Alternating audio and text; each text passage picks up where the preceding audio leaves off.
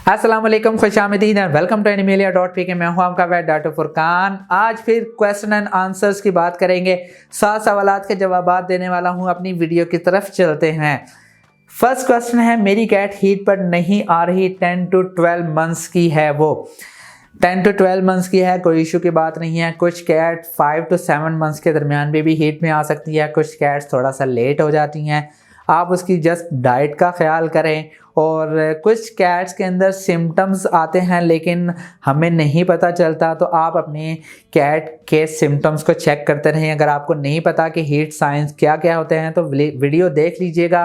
Breeding and information के अंदर, playlist के अंदर वीडियोस अवेलेबल हैं, तो प्लीज़ देखें ना, आपको इससे अंदाज़ा हो जाएगा। नेक्स्ट क्वेश्चन है, and how many times do I have to clean. ये सवाल मैंने एक वीडियो अपलोड की थी, how to clean cat's ears, वहाँ पर पूछा हुआ है।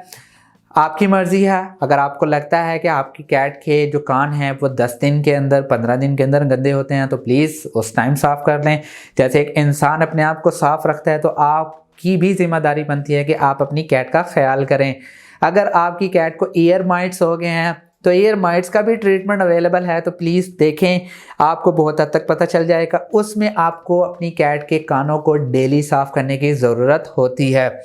नेक्स्ट क्वेश्चन है, sir can we give some quantity of raw meat mix with cooked meat to our Persian kitten. जी बिल्कुल दे सकते हैं, लेकिन रॉ मीट इस्तेमाल करने का तरीका, आपने पहले इसको फ्रीज करना है 48 घंटे के लिए, और देने से 6 घंटे पहले निकाल लेना है। नॉर्मल करने के बाद फिर देना है, और आप कुक्ड मीट को साथ में मिला के दे सकते हैं, कोई इशू की बात नहीं है।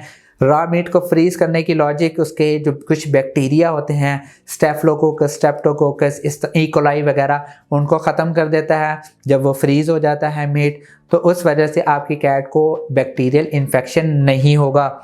नेक्स्ट क्वेश्चन है, सर कौन सा एंटीबायोटिक गुड फॉर कैट। ये क्वेश्चन कैल्सी वायरस की वीडियो पे पूछा गया है। बहुत बुरी बीमारी इस दफ़ा आई है। मेरे एक्सपीरियंस में सबसे बड़ा आउटब्रेक कैल्सी वायरस का इस साल आया है। बहुत ही पेट मरा है, बहुत ही कैट्स मरी हैं, और अल्लाह ताला आपकी कैट को भी बिल्कुल महफूज रखे।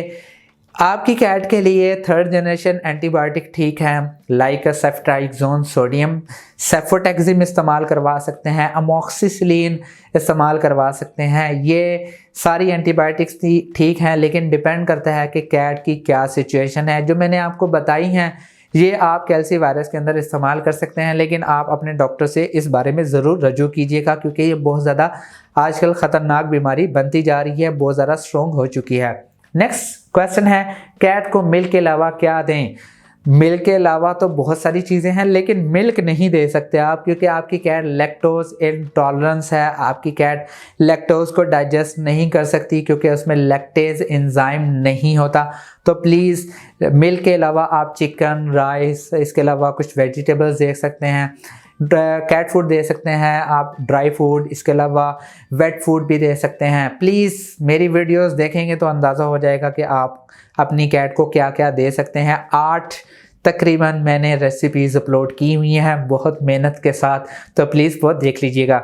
नेक्स्ट क्वेश्चन है, सर प्लीज़ गाइड, मेरी कैट ना 2 डेज़ पहले किटन दी है और आज उसको यूरिन प्रॉब्लम हुआ है, सोल्यूशन बता दें जैसे ये प्रॉब्लम सॉल्व हो जाए। तो प्लीज़ आप अपने वेट के पास ज़रूर विज़िट करें। यूरिन प्रॉब्लम बहुत ज़्यादा ख़तरनाक इशू है।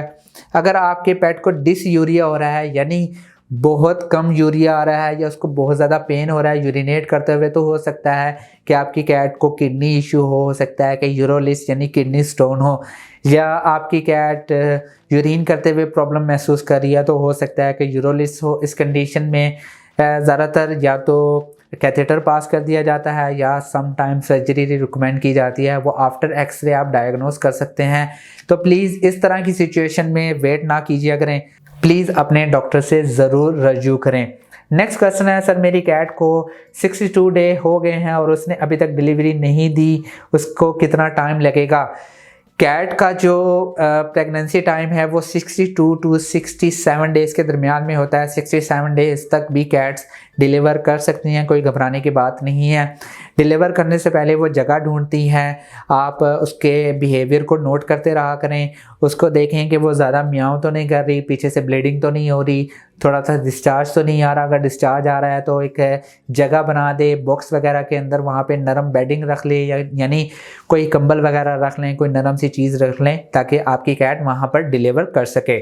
नेक्स्ट क्वेश्चन है, मैं उम्मीद करता हूँ कि आपको वीडियो पसंद आई होगी। अगर पसंद आई तो प्लीज़ लाइक कीजिए, शेयर कीजिए और प्लीज़ इस चैनल को ज़रूर सब्सक्राइब कीजिएगा। इंशाल्लाह नेक्स्ट वीडियो में मिलते हैं। खुदा हाफिज़।